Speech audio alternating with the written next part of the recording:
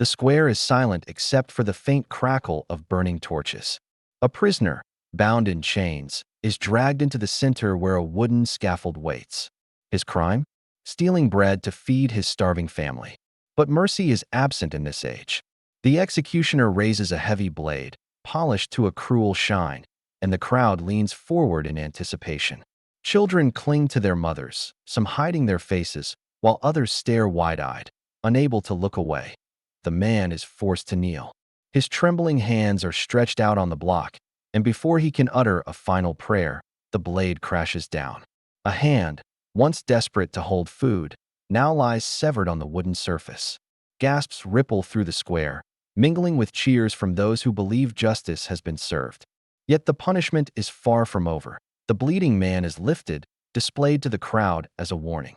His screams echo through the night, carried down narrow cobblestone streets. For the people watching, this is not just a spectacle, it is a lesson. Step out of line, and you may be next. But as the torchlight flickers against the blood-stained wood, one question lingers in the air. Was this justice? Or pure terror?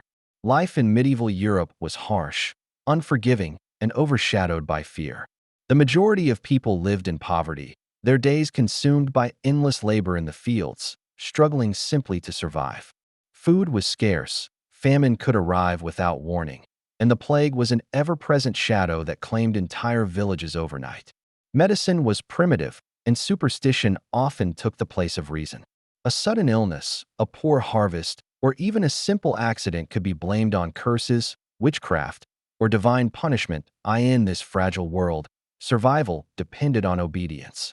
Authority was absolute, both from the throne and from the church. To question either was to risk being branded a traitor or a heretic. The fear of betrayal ran deep, not only against rulers, but within families and neighbors. A whispered word of accusation could end a life. People lived knowing that one false step, one misplaced sentence, or one unlucky encounter could seal their fate. That it was in this atmosphere of fear that punishment became more than simple justice. It became a weapon of control. Laws were not written to protect the weak, but to preserve power for the few who ruled. The punishment for theft was not chosen to restore fairness, but to remind the hungry that defiance carried a cost more painful than hunger itself. Trials for witchcraft or heresy were never about truth. They were about silencing doubt and tightening the grip of authority. In the minds of rulers, punishment was theater. The sight of blood, the cries of agony, the ashes of a body burned at the stake. All of it was meant to speak louder than any law. It told the people, obedience means survival, disobedience means suffering. Punishment in the medieval world did not always begin with blood or fire. Often, it started with humiliation. For those accused of petty theft, drunkenness, or disturbing the peace, there were the stocks and the pillories. Wooden frames clamped around the arms, neck, or legs, holding offenders in place for hours or even days. The guilty were displayed in the heart of the town, forced to endure the scorn of neighbors, strangers, and even children. Rotten vegetables, mud, and stones were hurled at them while insults cut deeper than the bruises. What seemed like a lesser punishment was, in truth, a slow death of dignity. Many never regained their place in society. For others, the pain was carved into their flesh. Branding marked the skin forever, burning letters into the body that declared the crime. T for thief, V for vagrant. It was a living scar, ensuring that the condemned carried their shame wherever they went. Mutilation served the same purpose. A hand severed for stealing, an ear cut for betrayal, a tongue removed for blasphemy. Each wound was a permanent reminder of both crime and punishment, a message that disobedience left scars not just on the guilty, but on the fabric of the entire community. Then came the lash. Whipping and flogging were among the most common punishments, but they were far from simple. Stripped and tied to a post, the condemned endured whip after whip, tearing into flesh until blood ran freely. In some cases, lashes were given in the marketplace, each strike echoing like a warning bell to those watching. The punishment was not meant merely to wound. It was designed to break spirit and pride, to turn human beings into living warnings. What is chilling is how ordinary these punishments were. They became part of the rhythm of life, accepted as natural as the toll of church bells or the ringing of the blacksmith's hammer. The people watched, sometimes with pity, often with satisfaction, for it reassured them that justice was alive, even if that justice was cruel. But these punishments, harsh as they were, belonged to the lower rungs of horror. They dealt in shame, in scars, in pain that eventually faded. Beyond them lay something far more dreadful, because for greater crimes, treason, heresy, witchcraft, and murder, the punishments grew darker. Much darker that if the lash and the pillory broke pride, then the punishments reserved for greater crimes were designed to break both body and soul. These were not swift or merciful.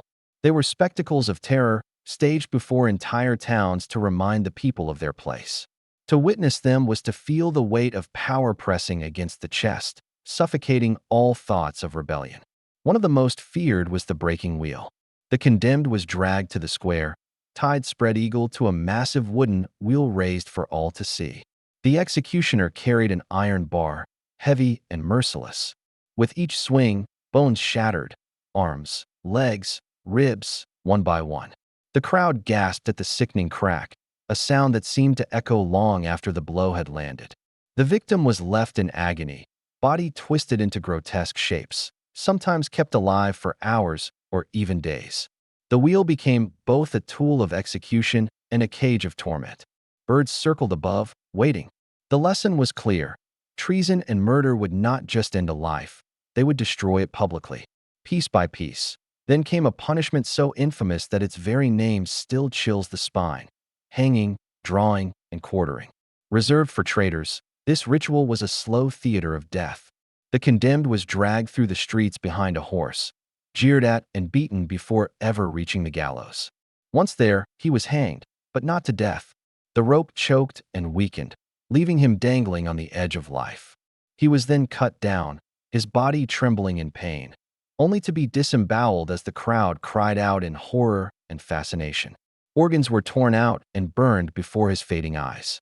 Finally, his body was divided, quartered, and each part displayed across the land as a grim reminder of what awaited any who dared betray the crown. But perhaps no punishment gripped the imagination of medieval Europe more than burning at the stake. It was not only a sentence of death, but a spectacle of purification, carried out under the solemn gaze of the church. Heretics, accused witches, or those condemned for crimes against faith were chained to a tall wooden post, piles of wood stacked at their feet. The smell of pitch and smoke filled the air long before the flames were lit.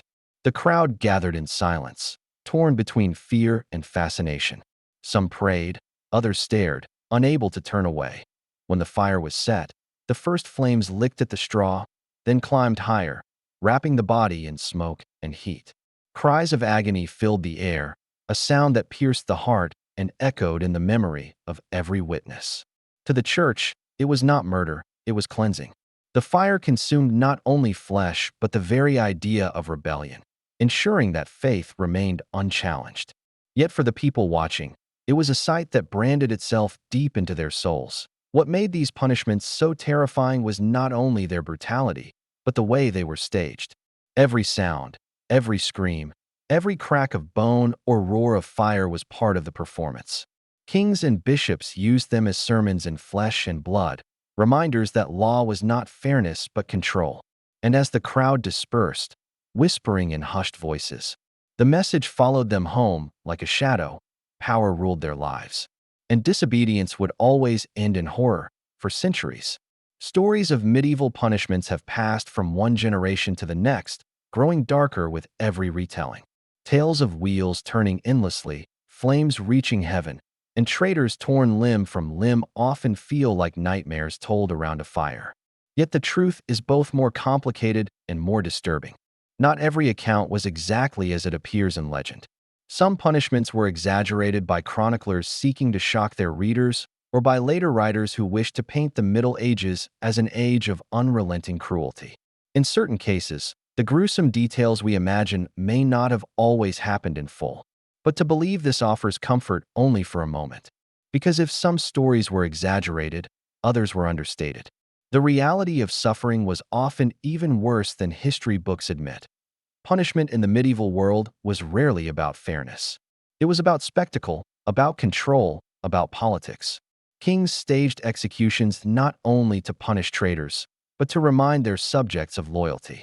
The church declared burnings at the stake not simply to rid the world of heresy, but to reinforce its spiritual authority.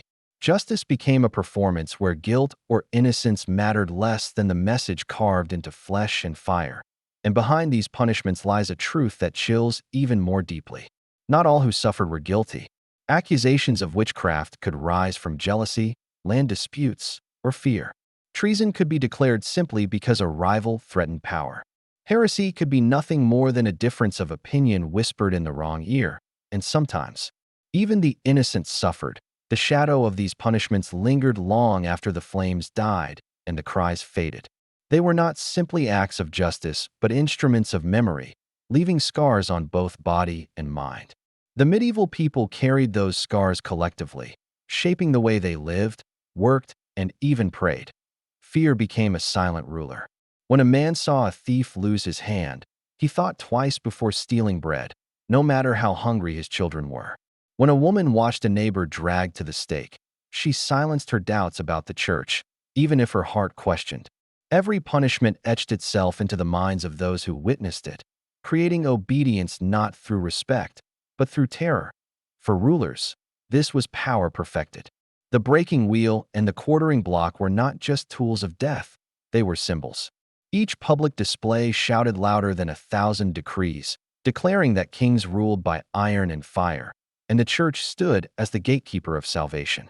Punishment became a kind of theater, carefully staged to teach lessons without words. The psychological impact was profound. People learned to mistrust their neighbors, fearing accusations as much as crimes. Children grew up with the images of flogging and burning etched in memory, shaping generations to believe that authority was absolute.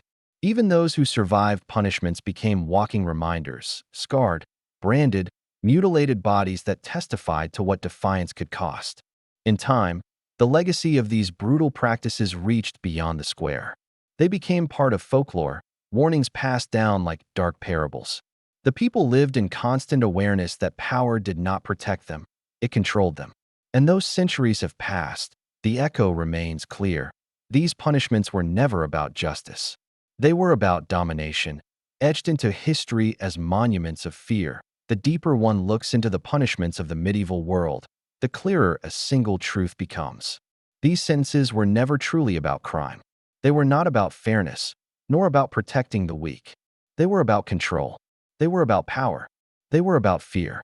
Every lash, every flame, every shattered bone served as a performance of authority, reminding the people that life itself was not their own, but belonged to those who ruled over them. It is easy to look back and shudder, to imagine that humanity has long since left such horrors behind.